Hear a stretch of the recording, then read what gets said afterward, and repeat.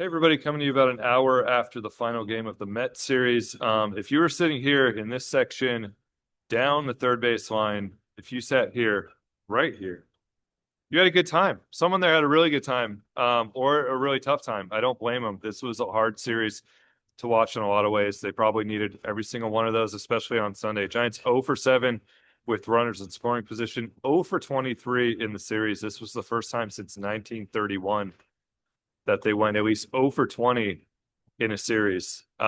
It's kind of hard to believe, even for a team that's been really bad with runners in scoring position all season long.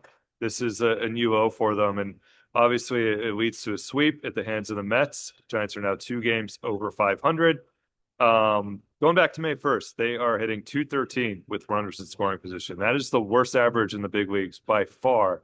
The next lowest is 229. That is the Pittsburgh Pirates, who come into town on Monday. So I guess that's the silver lining. Giants Pirates, don't expect probably a whole lot of scoring for 3 days. Maybe we'll see. But two teams that have really struggled in clutch situations for the last few months. Sunday, I think, was kind of just the perfect example of what has gone wrong for about half of the season now. Willie Adames has been their best hitter for a month. He broke out in June. He has carried that over into July. He's had a strong July. He is someone who's starting to feel really comfortable with the plate. Matt Chapman hits 2 home runs on Sunday. Ninth inning, bases voted. Both of them strike out. Edwin Diaz is really good. He's an all-star, but still, I think both those guys. Chapman, you could tell afterwards, didn't really want to talk about the 2 home runs. It was more of the strikeouts for him and some of the inconsistency. That has just been who they've been. It doesn't matter who is at the plate. It doesn't matter what the situation is. They just can't seem to come through in big spots. You look at Saturday's game. Patrick Bailey smokes one to first base, finds a glove. That was some bad luck, but in general, it's just been a lot of poor bats, a lot of strikeouts, a failure to move runners over in those spots. We saw the Mets do that in this series, take advantage a little bit. So it's just been something that's been ongoing. I don't know what the answer is. I really don't. I mean, they have all their guys. This is a healthy lineup. This is a lineup full of guys who are talented hitters, guys who in different spots are coming up big. As I mentioned, Chapman comes up big today. Adames has had a good month. Rafael Devers looks like he's getting going. Junko Lee's been better in July. So they have all their guys. They all feel right. And whenever there's a runner on second or third, it just doesn't work. I asked Matt Chapman after the game today, what's the answer here? Here's what he had to say after Sunday's loss. It's just one of those things that we haven't been able to get the big hit, and maybe when we do, it'll take pressure off guys. But I think everybody wants to get the big hit. We just haven't been able to get it done, and sometimes there's really no rhyme or reason. I think everybody's aware of the situation and has an idea of what they're looking for and what they want to hit in the situation that comes up. So I'm not really sure, but hopefully it's one of those things that we just continue to grind, and it's gonna start going our way.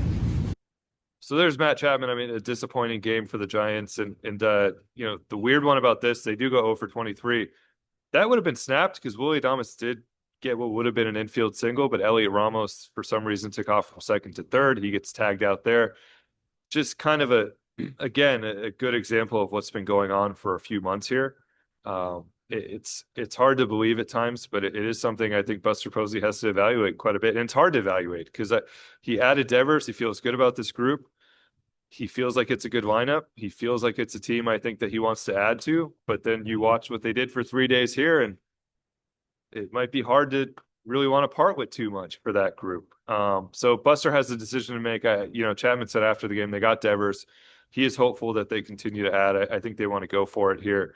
He did mention they have the teams ahead of them that they're trying to chase. Most importantly, the Padres. They'll see the Padres a couple more times. So they do have opportunities there to try to chip into that. But currently they are 3 games out of the final wild card spot. And there's some teams around them, especially the Cincinnati Reds, who are starting to play really well. So not as easy as it looked a few weeks ago. And certainly they've hurt their chances by dropping 9 of 11 here and their poor start to the second half. They're 7 games out in the National League West. And for Buster, he finds himself in a strange position. This is basically exactly what Farhan Zaidi had to deal with for almost every year. I mean, he was 2 games up at the deadline in 2019. They were 2 games under last year. In 2022, they were 500.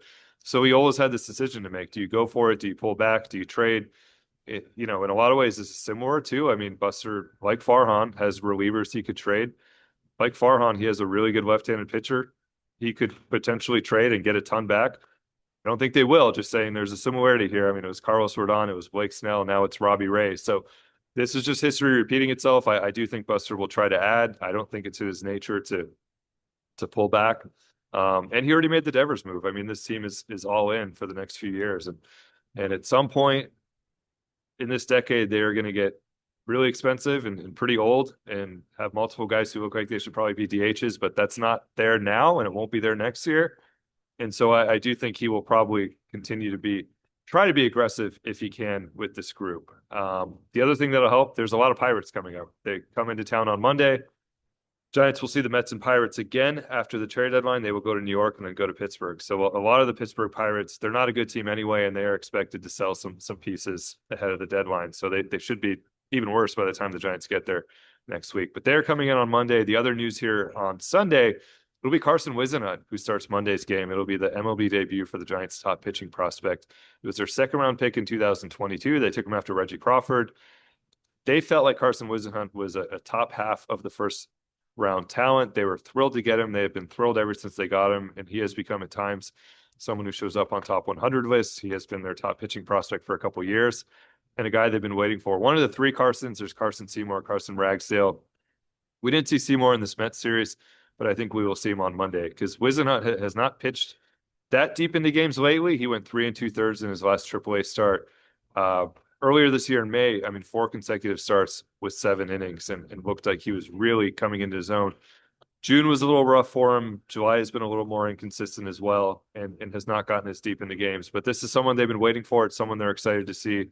There's nothing really like an MLB debut, and when it's a pitcher that you hope is going to be here for the next 5, 6 years, and you hope eventually will be part of this rotation with, you know, long term with Logan Webb and Roop and Birdsong and whoever else is part of this, Robbie Ray, if they extend him. It is someone they're excited to see. You know, the one thing about Whisenhunt that you will see on Monday, no matter what happens, it is an elite changeup. It has been a big league caliber changeup basically since he got drafted.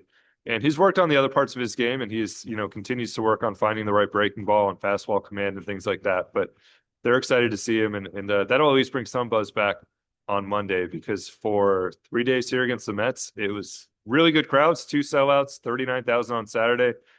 And this lineup just could not get the big hit, the hit that keeps this crowd going and sends people home happy. And they get swept and continue what has been a really rough start to the second half.